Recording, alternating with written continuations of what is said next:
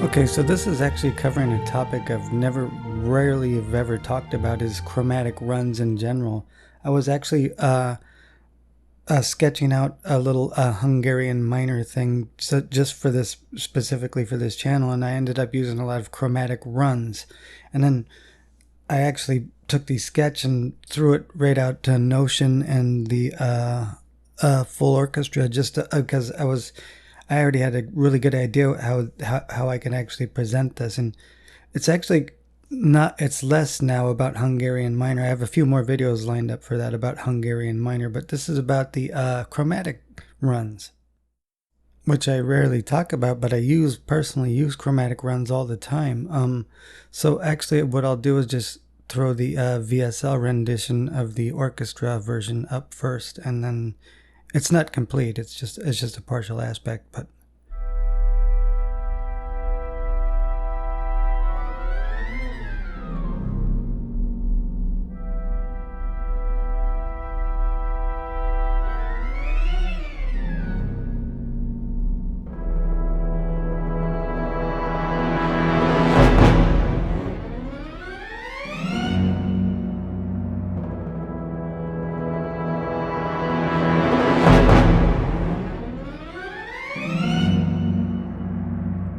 so as you can see, it's got a very kind of dark and ominous kind of sound to it, but there's a lot of chromatic runs.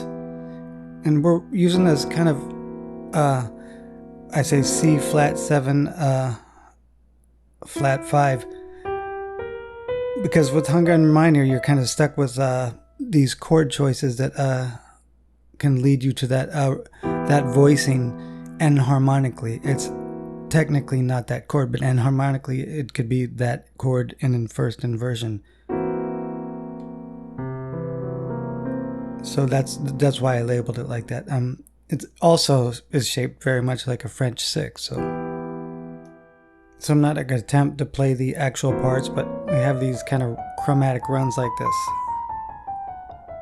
Now spread out over many octaves. So, and then a dark ominous version of that C7 flat 5 when the chromatic run ends, and then it just kind of repeats this E minor followed by that kind of C7 flat 5, another chromatic run starting on the F sharp now,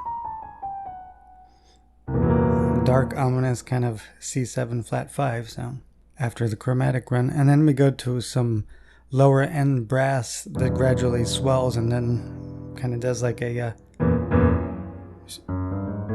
then we have a long chromatic run, which I cannot play up to speed, and I can't play both parts either. There's two staves here.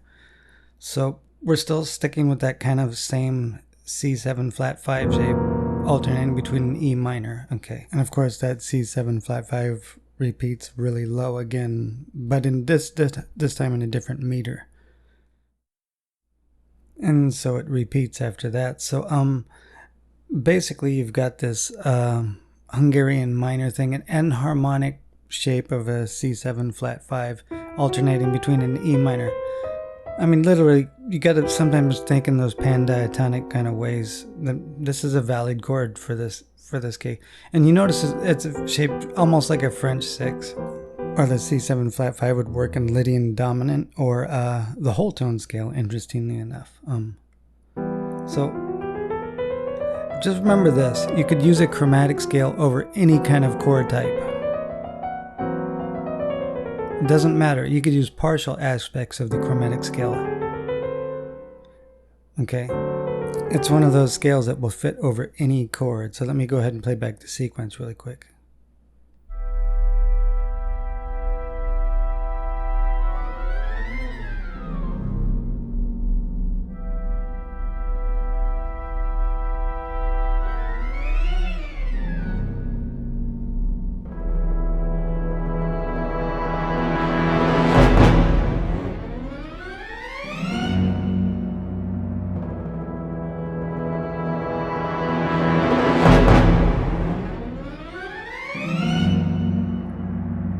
So you can see it, even though we're using the chromatic scale, it does sound kind of dark and ominous.